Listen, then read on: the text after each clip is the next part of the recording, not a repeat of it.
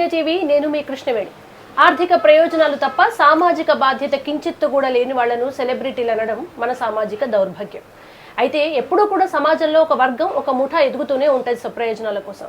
వాళ్ళని పెంచి పోషిస్తుంది ఎవరు? ఇప్పుడు బెట్టింగ్ యాప్స్ విషయం తెర మీదకి వచ్చి సజ్జనార్ గారు ఉక్కుపాదం మోపేసరికి ఇదంతా వెలుగులోకి చూస్తుంది. ఈ అంశం గురించి పూర్తిగా మాట్లాడడానికి సోషల్ యాక్టివిస్ట్ సందేహం మనతో ఉన్నారు. మాట్లాడదాం. నమస్తే అక్క. నమస్తే అక్క, అసలు పుట్టగొడుగుల్లాగా వ్యవస్థలో ఎప్పుడూ ఒకరు పుట్టుకొస్తూ ఉంటారు.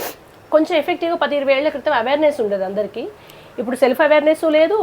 అది చేసేవాళ్ళ మాట ఎవరు వినడానికి సిద్ధంగా లేరు. ఫస్ట్ వీళ్ళని సెలబ్రిటీలు అవడం నా దృష్టిలో అయితే దౌర్భాగ్యం. మీ దృష్టిలో మీరు ఏమనుకుంటారో నాకు తెలియదు. కానీ దీన్ని ఎట్లా చూడొచ్చు అక్క? వీళ్ళు ఎట్లా పడితే అట్లా బెట్టింగ్ యాప్స్ని ప్రమోట్ చేస్తారు, ఇదంతా ఎట్లా చూడొచ్చు? అసలు ఈ మధ్య మన దృష్టికి వచ్చింది అసలు చాలామంది ఎవరి ఆలోచనలో ఏ సామాజిక ఉద్యమాల్లో బిజీ ఉండంగానే ఇవన్నీ వచ్చి పడ్డాయి. అసలు మాలాంటి వాళ్ళకి ఇవి అసలు తెలిసే సవాలే లేదు. అసలు ఏంది కథ, ఎందుకు యూత్ ఈ బెట్టింగ్ యాప్స్ చుట్టూ తిరుగుతున్నారు, ఏమవుతుంది, ఈ ఆత్మహత్యలు ఏంటి, కుటుంబాలు ఎందుకు ఇట్లా రోడ్డును పడుతున్నాయి అని ఈ మధ్య దృష్టి సారిస్తే విస్తుపోయే వాస్తవాలు ఎన్నో. $6.9 బిలియన్ బిజినెస్ ఇండియాలో జరుగుతుంది. అసలు ఇండియాలో బేసిక్గా బెట్టింగే నిషేధం. మరి బెట్టింగ్ నిషేధం అయితే ఎక్కడ సౌత్ ఆఫ్రికాలో, అమెరికాలో ఎక్కడో సైట్లు పెట్టుకుని ఒక చోట సైట్లు, ఒక చోట రిజిస్ట్రేషన్, ఒక చోట అంటే ఈ రిజిస్ట్రేషన్లకి అవకాశం ఉన్న కంట్రీస్ కొన్ని ఉన్నాయి ప్రపంచంలో, భారతదేశం అయితే కాదు. అక్కడెక్కడైతే అవకాశం ఉందో గ్యాంబ్లింగ్లకి, రకరకాల మనీ బిజినెస్లకి అక్కడ రిజిస్ట్రేషన్లు చేసుకోవడం, మరెక్కడో సైట్లు, మరెక్కడో క్లస్టర్స్ పెట్టుకోవడం, లేదా మెయిన్ ఆపరేషన్ పెట్టుకోవడం.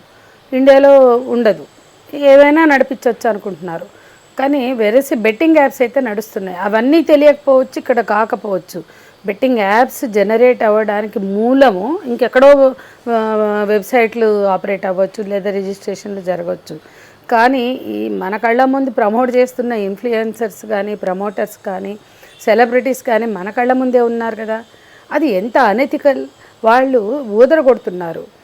మేము 2 లక్షలు పెట్టుకున్నాము, షాప్కి వెళ్ళాము, మేము 5 లక్షల బైక్ కొన్నాము, డబ్బులు 20% అమౌంట్తో 80% మనీని సంపాదించేసి కారు కొనుక్కున్నాం, గోల్డ్ కొనుక్కున్నాం. రకరకాలుగా సెలబ్రిటీలు వాటిని ప్రమోట్ చేస్తున్న తీరు ఎంత అమాయకుల్ని మోసం చేస్తున్నారు. ఇప్పుడు ఒక రైతు పంట పండితే ఇంకా ఆయనకి ఎన్నో ప్లాన్లు ఉంటాయి. అది బిడ్డ పెళ్ళే కావచ్చు, లేకపోతే చదువులే కావచ్చు. వాటి కోసం పెట్టుకున్న డబ్బు ఆయనకు తెలియకుండా కొడుకు వాడేశాడు. ఇట్లాగే ఈ బెట్టింగ్ యాప్స్ ఇవాళ ఈ ప్రమోటర్స్, ఇన్ఫ్లుయెన్సర్స్ వీళ్ళు ప్రమోట్ చేస్తున్నారు. బెట్టింగ్ యాప్ల కంపెనీలు వాళ్ళ దగ్గరికి పోయి నువ్వు నా యాప్ని కనుక ప్రమోట్ చేస్తే లక్షలు ఇస్తా అంటాడు. వాడికి వచ్చే లక్షల కోసం వాడు ఓదర కొడతాడు. కానీ ఎవరో ఒకళ్ళు అమాయకులు అయితే అవ్వాల్సిందే కదా. ఆ బలవుతున్న అమాయకులు ఎవరు? ఇవాళ మనం ఆత్మహత్యలు చేసుకుంటుంటే అసలు ఏంటి అని చూస్తే ఇవి రకరకాలుగా బలవుతున్నారు. ఒక కుటుంబంలో తండ్రికి తెలవకుండా వాడి ఆ డబ్బులు వచ్చేస్తాయి. అప్పుడు బైక్ కొనుక్కుని తండ్రి డబ్బులు తండ్రికే పెట్టేసి సర్ప్రైజ్ ఇద్దాం, 1 లక్ష ఎక్కువ ఇద్దాం అనుకున్నాడట ఒకడు. వాడు చచ్చాడు. ఎట్లా చచ్చిపోయాడు ఆ పిల్లాడు? తండ్రికి తెల్లారి బ్యాంకుకి వెళ్తున్నా అని తల్లితో చెప్తుంటే విని ఆయన పోతే విషయం బయటకు వస్తుందని వీడు చచ్చిపోయాడు. ఇంకో కేసులో ఆ రైతుపై గుండె పగిలింది. అక్కడ డబ్బులు ఏమైనాయి అని మబ్బాదులో ఒక రైతు బ్యాంకుకు పోతే డబ్బులు లేవు. ఏమైనాయి అంటే కొడుకు వాడేశాడు. ఇట్లా ఒక తల్లి, సింగిల్ మదర్, ఆ తల్లి చాలా కష్టపడి సొంత ఇల్లు కట్టుకుందామని దాచుకున్న డబ్బులు ఆ కొడుకు వాడేశాడు. ఇట్లా చెప్పుకుంటూ పోతే చాలామంది బెట్టింగ్ యాప్స్ వలలో ఇరుక్కుని ఎవరి కష్టార్జితం ఖాళీ చేస్తున్నారు? వాళ్ళ కుటుంబ సభ్యుల కష్టార్జితమే పోతుంది, లేదా అప్పులు తెస్తారు. ఏది ఏమైనా ఈ బెట్టింగ్ యాప్స్లో లాభం ఎంతమందికి ఉంటుంది? ఇప్పుడు 50,000, 10,000 పెడతాడు, 50,000 వస్తుంది ఎవరికో. కానీ ఆ తర్వాత ఆశతో వాడు 50,000 పెడితే మళ్ళీ వస్తుందో రాదో తెలీదు. ఎట్లా ఒకసారి వచ్చి 4 సార్లు రాని వాళ్ళు, పోగొట్టుకున్న వాళ్ళు ఉంటారు. ఎవరో కొంతమందికి వచ్చి చాలామంది పోగొట్టుకున్న వాళ్ళు ఉంటారు. నువ్వు బెట్టింగ్ ఒకప్పుడు ప్యాకాట, ఒకప్పుడు ప్లేయింగ్ కార్డ్స్, పేకాటలు ఆడారు. పేకాట క్లబ్బుల మీదే బోల్డంత పాటలు ఉన్నాయి. అప్పులు ఎట్లా అప్పులు పాలవుతారు, అన్నీ పోగొట్టుకుని డబ్బులు పోయేనే అని ఒక పాట ఉండేది పాత రోజులు. అంటే పాత సమాజానికి పేకాట ఒకటే వ్యసనం, అది తెలుసు. దాని నుంచి ఎట్లా కాపాడుకోవాలో కుటుంబాలు నిలబడ్డాయి. ఎంతో కొంత స్ట్రగుల్ అయ్యి పేకాటకి కుటుంబాలు ఏ వ్యసనానికైనా కుటుంబాలు విధ్వంసం అవుతాయి. అది పేకాట, మద్యమ, క్యాసినోనా, గుర్రపు పందాల అంటే హార్స్ రేసెసా, ఏవైనా ప్రజలు బలైతారు కుటుంబాలు. కానీ అవి విజిబుల్. వాడు గుర్ర పందాలకి వాడి ఇల్లు నుంచి బయలుదేరి గుర్ర పందాలకి హార్స్ రేస్కి వెళ్తాడు. అక్కడ పలానా గుర్రం విన్ అవుతుందని వాడు బెట్టింగ్ చేస్తాడు, అది విన్ అవ్వదు, అతను లూజ్ అవుతాడు. ఇది కదా వ్యసనం అంటే. కానీ ఇవాళ ఈ ఆన్లైన్ వ్యసనాలు అయితే తల్లిదండ్రులకు తెలవకుండా పిల్లలు గప్చుప్గా ఇవాళ జియో అట్టహాసంగా మోడీ జియో వాళ్ళు కలిసి అట్టహాసంగా ప్రారంభించిన ఈ జియో స్మార్ట్ ఫోన్ అందరి చేతుల్లోకి వెళ్ళింది, తండాల్లో, గూడెల్లో, గ్రామాల్లోకి. వీటిని వాడుకునేంత సమగ్రమైన జ్ఞానం అందరికీ ఉందని గ్యారంటీ లేదు. స్మార్ట్ ఫోన్ చేతిలో ఉంది, కొంతవరకు కొన్ని పరిమితిలో వాళ్ళు ఆపరేట్ చేస్తారు. కానీ ఎట్లా వాళ్ళ బ్యాంకుల్లో ఉన్న డబ్బులు ఖాళీ అవుతున్నాయి, ఒకప్పుడు పేకాటకపోతే జేబులు చిల్లులైనవి. మనం ప్రపంచంలో పురాణాల్లో చూసాం, జూదం వలన సర్వస్వం కోల్పోయిన వాళ్ళు, సామ్రాజ్యాలు కోల్పోయిన వాళ్ళు, కట్టుకున్న పెళ్ళాం బిడ్డల్ని కోల్పోయిన వాళ్ళని చూసాం. అవన్నీ దాటి వచ్చిన ఈ సమాజంలో ఇవాళ యాప్స్ పేరుతో మరింత భయంకరంగా జేబులు ఖాళీ చేస్తున్నారు. ఇంటికి కన్నాలు పెడుతున్నారు, బ్యాంకులకి కన్నాలు పెడుతున్నారు. ఒక బ్యాంకు దోపిడీ చేస్తే అది నేరం, ఒక ఇంటికి కన్నమేసో లేదా గుళ్ళెం ఊడగొట్టో పోయి దొంగతనం చేస్తే నేరం. కానీ ఇవి అంతకన్నా పెద్ద చోరీలే కదా. ఇవి ఈరోజు సజ్జనారే కావచ్చు, లేకపోతే ఇంకో పోలీస్ అధికారే కావచ్చు, వీటిని హైప్ కోసం వాడుకోవడం కాకుండా వీటి మూలాలేంటి వాటి మీద దృష్టి పెట్టాలి. 11 మందికి నోటీసులు ఇచ్చి పంజగుట్ట పోలీస్ స్టేషన్ నుంచి ఏదో డ్రామా క్రియేట్ చేస్తే కుదరదు. ఈ 11 మంది సెలబ్రిటీలు ఇప్పుడు ఫోన్లు ఆఫ్ చేసుకుని ఆ తర్వాత మూటలు పట్టుకొని వీళ్ళని కలవడం, ఆ తర్వాత కేసులు లేకుండా చేసుకోవడం, ప్రతిసారి డ్రగ్స్ అంటారు, అప్పుడు ఇదే డ్రామా నడుస్తుంది. ఇప్పుడు బెట్టింగ్ యాప్స్ డ్రామా నడుస్తుంది ఒక వారం రోజులుగా. అసలు ఏంది కథ బెట్టింగ్ యాప్స్ అంటే మాకు తెలియని ఎన్నో విస్తుపోయే వాస్తవాలు బయటకు వస్తున్నాయి. ఒకటి వాస్తవం, కుటుంబాలు ఆత్మహత్యలు చేసుకుంటున్నారు ఈ వ్యసనాలకు లోనై. అంటే ప్రజల వ్యసనాలు అంటే మనిషికో వ్యసనం ఉంటే ఆ వ్యసనాన్ని సొమ్ము చేసుకునే బాబులు ఎప్పుడూ ఉంటారు. అది ఆ బడా బాబులు కావచ్చు, పాలకులు కావచ్చు. ప్రజల వ్యసనాల్ని సొమ్ము చేసుకుంటే తప్ప దిక్కు లేదు ఖజానాకి అన్నట్టు పాలకులు ఉన్నారు. అది మద్యం కావచ్చు, అనేక అంశాలు కావచ్చు. ఇవాళ ఈ డ్రగ్స్, అవన్నిటి గురించి మాట్లాడడం. డ్రగ్స్ నిషేధం కానీ డ్రగ్స్ దొరుకుతాయి, బెట్టింగ్ యాప్స్ నిషేధం కానీ నడుస్తాయి. ఇవన్నీ యూట్యూబర్స్ పబ్లిక్గా ఎట్లా చేస్తున్నారు? ఈ దేశంలో బ్యాన్ అయినప్పుడు నిషేధం అంటే ఎక్కడో ఒక దగ్గర చిన్న చిన్న క్లాజెస్ ఉపయోగించుకొని వాటిని నడుపుతున్నారు, ఆ లూప్ హోల్స్ని ఉపయోగించుకొని నడుపుతున్నారు. నేను ఇందాక అసలు ఏందా అని చూస్తే హర్షసాయి అనేవాడు, మేము బ్యాన్డ్ చెయ్యము, మా దగ్గర క్యూలు కడతారు బెట్టింగ్ యాప్స్ వాళ్ళు, బ్యాండ్ కానివి అన్బ్యాండే మేము చేస్తాము, బ్యాండ్ చెయ్యము. అసలు బ్యాండ్ ఏంటి, అన్బ్యాండ్ ఏంటి? బెట్టింగ్ వ్యాపారం ఈ దేశంలో ఏ రకంగా లీగలైజ్డ్? పోలీసులు తేల్చుకోవాలి, పాలకులు తేల్చుకోవాలి. పాలకులకి అసలు యూత్ రకరకాల మత్తుల్లో జోగుతుంటే, మద్యం మత్తులు, డ్రగ్స్ మత్తులు, రకరకాల మత్తులు, అండ్ అది చాలదన్నట్లు ఏదో ఈజీ మనీ వచ్చేస్తుందని ఊదర కొడితే, ఒకళ్ళకి ఈజీ మనీ వస్తే అక్కడ 10 మంది ఖచ్చితంగా గల్లంత అవుతారు. ఎవరు గల్లంత కాకుండా నేను అడుగుతున్నా, ఇప్పుడు ఐపీఎల్ వస్తుంది, ఐపీఎల్ బెట్టింగ్స్కి, ఐపీఎల్ మ్యాచెస్కి అంబానీ, ఆదాని ఈ దేశంలో బాగా ఉండే డబ్బులు కొట్టినోళ్ళు అందరూ వచ్చి 100 కోట్లు పెడతాము బెట్టింగ్స్ చేసుకోండి అని ఎవడైనా పెడుతున్నాడా అని అడుగుతున్నాను నేను. ఎవరైనా ఆలోచించాల్సింది. ఇక్కడ 100 కోట్ల ఫండ్ పెట్టాము, బెట్టింగ్లు చేసుకుని ఎంజాయ్ చేయండి జనం. ఎందుకంటే జనాలకి ఐపీఎల్ ఒక రిక్రియేషన్, దాని మీద బెట్టింగ్ ఇంకో రిక్రియేషన్. మెంటల్గా చాలామంది దీంట్లో ఎంగేజ్ అయిపోతారు. 100 కోట్లు పెడుతున్నాం, 200 కోట్లు పెడుతున్నామని ఎవరైనా పెట్టారా? ఏమైనా ఫండ్ మొబిలైజ్ చేశారా? ఎక్కడి నుంచి మనీ పోతుంది? ఎవరి జేబులు ఖాళీ అవుతున్నాయి, ఎవరి కొంపలు కొల్లేడవుతున్నాయి, ఎవరి కొంపలు కూలుతున్నాయి, అది కూడా చూడాలి. కాబట్టి ఖచ్చితంగా ప్రమోటర్స్ని పెట్టో, ఇన్ఫ్లుయెన్సర్ పెట్టో రుద్దుతున్నటువంటి ఈ బెట్టింగ్ యాప్స్ వలన చాలామంది నష్టపోతున్నారు, ఆత్మహత్యలు పాలవుతున్నారు. మన కళ్ళెదుటే ఈ 6 నెలల్లో 5-6 ఆత్మహత్యలకి బెట్టింగ్ యాప్స్ కారణమని తెలిసింది. కానీ వీళ్ళు మాత్రం మేము బైక్ కొనుక్కున్నాం, బంగారం కొనుక్కున్నాం, బట్టలు కొనుక్కున్నాం, మేము కార్లు కొనుక్కున్నామని ప్రూఫ్లు చూపిస్తున్నారు. ఇది ఎట్లా లీగలైజ్డ్? ఇది ఎట్లా? ఎక్కడ ఒక దగ్గర చెక్ పెట్టాల్సిందే. వీళ్ళు సెలబ్రిటీలు, వీళ్ళు ప్రమోటర్స్, వీళ్ళు ఇన్ఫ్లుయెన్సర్స్. అంటే ఇప్పుడు వాళ్ళు ఏమంటారు, మేము చిన్నోళ్ళం, బడాబాబులు ఉన్నారు పెద్ద పెద్ద అని ఇట్లా. అంటే నువ్వు క్యాసినోకి వెళ్ళి పోగొట్టుకున్నా, గుర్ర పందాలకు వెళ్ళి పోగొట్టుకున్నా, బెట్టింగ్ యాప్స్ ఆడి పోగొట్టుకున్నా అది వ్యసనమే. కానీ ఆ వ్యసనానికి వాళ్ళకే వాళ్ళు తెలియకుండా అన్నీ తెలిసి ఒక పెద్దవాడు, ఒక మెచ్యూర్డ్ పర్సన్ వెళ్తే వాడు బాధ్యుడు అవుతాడు. ఏమీ తెలియని పిల్లల్ని మీరు అట్రాక్ట్ చేస్తున్నారు కదా, ఎవరు బాధ్యులు అవుతారు? ఆ కుటుంబం బాధ్యులు అవుతుంది. ఎన్ని ప్లాన్స్ ఉంటాయి? ఒక ఇల్లు కట్టుకోవడానికో ఎవ్వరికి ఓవర్ నైట్ డబ్బులు రావు, అందరూ మధ్యతరగతి వాళ్ళే. ఒక ఇల్లు కొనుక్కోవాలన్నా వాడు ప్లాన్ చేసుకోవాలి, డబ్బులు జమ వేసుకోవాలి. పిల్లోడిని చదివించుకో, పిల్లనో వాళ్ళ పిల్లలని చదివించుకోవాలన్నా వాళ్ళు డబ్బులు జమ వేసుకోవాలి. ఒక కాలేజీ ఫీజు కట్టడానికో, హాస్టల్ ఫీజు కట్టడానికో. ఓవర్ నైట్ హాస్టల్ ఫీజు వెళ్తుందా, ఓవర్ నైట్ కాలేజీ ఫీజు వెళ్తుందా? వాటిని వాళ్ళు ఎక్కడో ఒక దగ్గర జమ అయ్యాల్సిందే. పెళ్ళే కావచ్చు, ఇల్లు కట్టుకోవడమే కావచ్చు, ఏదైనా సర్జరీ చేయించుకోవడమే కావచ్చు, దే హ్యావ్ టు ప్లాన్.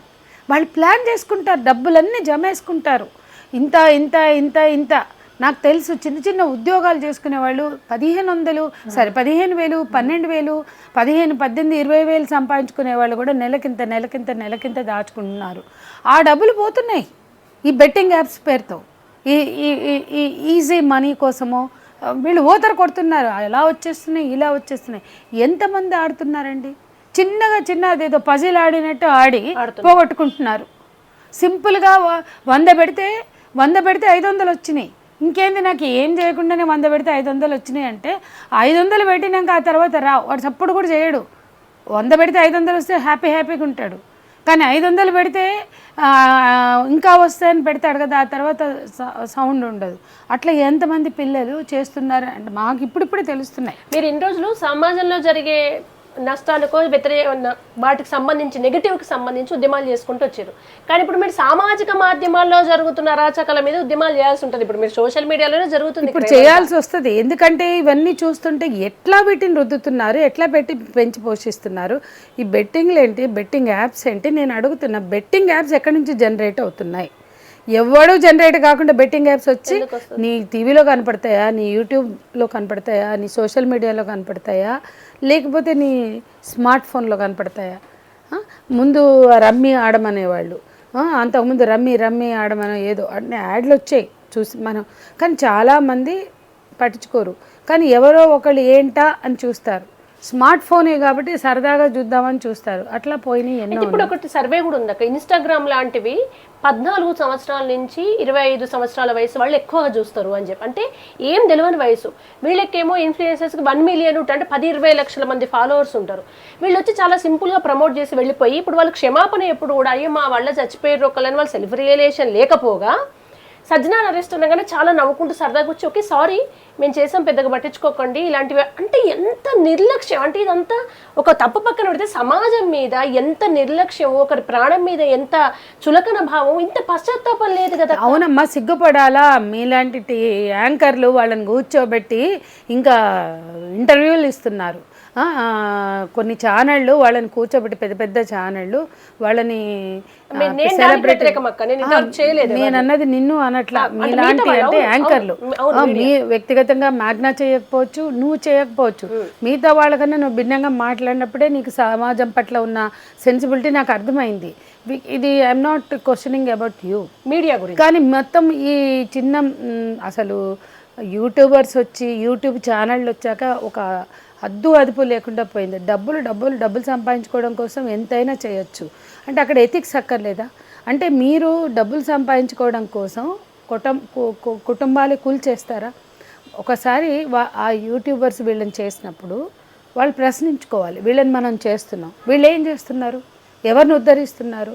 ఒకడు మాట్లాడతాడు, దీనివల్ల వచ్చే డబ్బులతో వాడు మంచి పనులు చేస్తున్నాడు అంటే 100 ఇళ్ళు కూల్చాక మరెందుకు వీరప్పన్నను పట్టుకుని చంపారు? ప్రజలకు భూములు పంచిన, ప్రజల హక్కులను పరిరక్షించిన నక్సలైట్లను ఎందుకు చంపుతున్నారు? ఎందుకు చంపుతున్నారండి వాళ్ళ వాళ్ళ మీద యుద్ధమే చేస్తారు ఆపరేషన్ కగార్ అని పేరు పెట్టి. ఎందుకు చంపుతున్నారు వాళ్ళని? వీళ్ళందరూ ఏంటి? వీళ్ళు హీరోలు ఎట్లా అవుతున్నారు? వీళ్ళు ఎట్లా సెలబ్రిటీలు అవుతున్నారు? నిజానికి జీవితాలని త్యాగం చేసి తమ జీవితాలను పక్కకు పెట్టి ప్రజల కోసం పోరాటాలు చేస్తున్న వాళ్ళనేమో పట్టుకుని చంపుతారు. సంఘ విద్రోహ చర్యలు చేస్తున్నట్టే ఇంకా కేసులు పెడతారు అందరి మీద. ఇప్పుడు నా మీద కూడా ఊపా కేసు ఉంది. నేనేం చేశానని నా మీద ఊపా కేసు పెట్టారు. మరి వీళ్ళందరూ చేసే క్రైమ్స్ ఏంటి? ఓపెన్గా క్రైమ్స్ చేస్తున్నారు వీళ్ళు. కానీ వీళ్ళు సెలబ్రిటీలు అవుతారు, హీరోలు అవుతారు. విప్లవ సాహిత్యం చదివితే అరెస్ట్ చేస్తారు. ఇన్స్టాగ్రామ్ లో ఇట్లాంటి దరిద్రాలు ఎన్ని చూసినా ఇన్స్టాగ్రాములు, యూట్యూబ్లు, వీళ్ళందరూ వీటిని ఇన్ఫ్లుయెన్సర్స్, ప్రమోటర్స్. ఒకటే గుర్తుపెట్టుకోవాలి, వీళ్ళు చేసే ప్రమోషన్స్ వలన కొంతమంది జేబులు ఖాళీ అవుతున్నాయి. చిల్లులు కన్నాలు వేస్తున్నారు, చిల్లులు పెడుతున్నారు. దానివల్ల వాళ్ళు గగ్గోలు పెడుతున్నారు, వాళ్ళు ఆత్మహత్యలు చేసుకుంటున్నారు. దీన్ని ఎవరు నియంత్రించాలి? చేసేవాడు సిగ్గుపడ్డాడు, వాడికి డబ్బులు వస్తున్నాయి కాబట్టి. ఓకే, విదేశాల్లో అయితే $1 million, మన దగ్గర అయితే రూపీస్ lakhs. ఓకే, డబ్బులు వస్తున్నాయి, వాడు సిగ్గుపడడు. డబ్బులు వస్తున్నాయి కాబట్టి వాడు ప్రమోట్ చేసుకుంటాడు. ఏదో డబ్బులు తీసుకుని ఇంటర్వ్యూలు చేసే ఛానళ్ళు వాళ్ళు సిగ్గుపడరు. డబ్బులు వస్తున్నాయి కాబట్టి వాడిని తీసుకొచ్చి ఇంటర్వ్యూ చేసి ఏదో పంకనాలు కొడతారు, వైనాలు పోతారు, పంకనాలు కొడతారు. వాడి ఇంటర్వ్యూ అవుతుంది. అది చూసి మరికొంతమంది అట్రాక్ట్ అవుతారు. నేనేమంటున్నా అంటే వీటికి ఉన్న చట్టబద్ధత ఏంటి చెప్పండి? ఎన్ని రకాల మోసాలండి ఈ ఆన్లైన్ బెట్టింగ్స్ కావచ్చు. కోళ్ళ పందాలు అని చెప్పి అది సరదాగా గ్రామీణ క్రీడ, అది కరెక్ట్ అని నేను అనట్లా. కానీ కోళ్ళ పందాలే తప్పని పడి పోలీసులు పడి హంగమ చేస్తారు.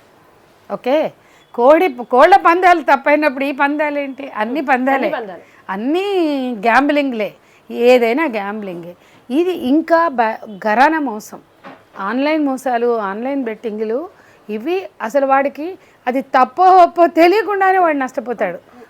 ఒక కోడి పందాలు వ్యసనం ఉన్నాడు, సంవత్సరం అంతా ఎదురు చూసి ఆ కోడి పందాలు ఏదో చేస్తాడు. వాడు అంతగానం కోల్పోడు. అంటే అది తప్పని కరెక్ట్ అని నేను అనట్లేదు, కానీ వాటి మీద అంత ఉక్కుపాదం మోపుతామని పెద్ద హంగామా చేస్తారు. అంటే ఏ వ్యసనమైనా నష్టమే, కానీ ఇవి అది వ్యసనం అని అర్థం కాకుండానే కోల్పోతున్నారు. అవి ఎట్లా రికవరీ చేసుకోవాలో తెలియకుండానే నష్టపోతున్నారు. పేకాటలాడి నష్టపోయిన వాళ్ళని మనం చూసాం, కుటుంబాలు కూలిపోయిన వాళ్ళని. ఇప్పటి వరకు మన సమాజం, ఏ సమాజమైనా భూమి పుట్టినప్పటి నుంచి సోకాల్డ్ నాగరికత పరిడ వెళ్ళినప్పటి నుంచి ఇటువంటి వ్యసనాలు ఉన్నాయి, ఆయా సమాజాల్లో ఉన్నాయి. కానీ ఆయా సమాజాలు ఇటువంటి వ్యసనాలని వదిలించుకుని తిరిగి ముందుకు వచ్చారు. కానీ ఈరోజు అసలు వ్యసనము అవునో కాదో తెలియదు. అది సమస్య. అసలు వ్యసనం అవునా కానీ అర్థం తెలీదు. ఒక కన్ఫ్యూజన్లో యూత్ వాడు సంపాదించాడు, అమ్మాయి సంపాదించి కష్టపడి, నేను ఒకటే చెప్తున్నాను, ఇవాళ మధ్యతరగతి నష్టపోతుంది. సరే, ఎవడైనా నష్టమే, కానీ తిరిగి పూడ్చుకోలేని నష్టం ఎవరికి వస్తుంది? పిల్లలు బ్యాంకులు ఖాళీ చేస్తే ఆ తల్లిదండ్రులు లబోదిబోమని ఆసుపత్రుల పాలైన తల్లిదండ్రులను మనం చూసాం.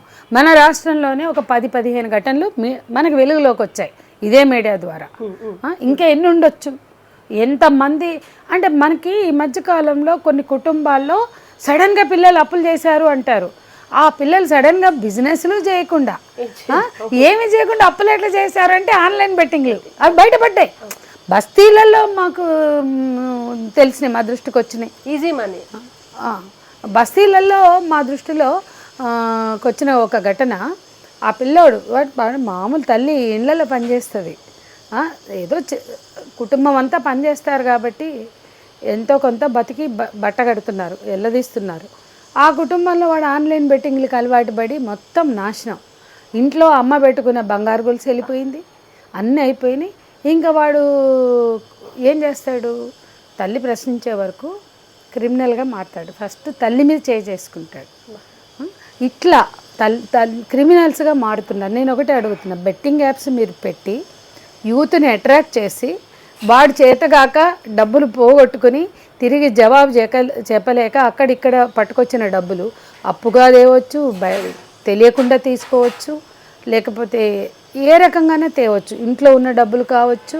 కానీ అవన్నీ పోగొట్టుకున్నాక వాడు అయ్యేది క్రిమినల్. అయితే చావనన్నా చావాలి ఆత్మహత్య చేసుకొని, లేదా డబ్బులు అడిగిన వాళ్ళ మీద తిరగబడాలి. అది తల్లి అయితే కొట్టాలి. ఎంతమంది ఇప్పటికే మద్యం వ్యసనాలకు బానిసలైన పిల్లలతో తల్లులు చచ్చిపోతున్నారు. భార్యలు పుట్టింటికి వెళ్ళిపోతారు, తల్లులు ఎక్కడికి పోతారమ్మా? ఇవాళ గ్రామాల్లో మద్యం వ్యసనం వలన తల్లులు కొడుకుల్ని చంపుకోలేక సాక్కోలేక మదన పడుతున్నారు.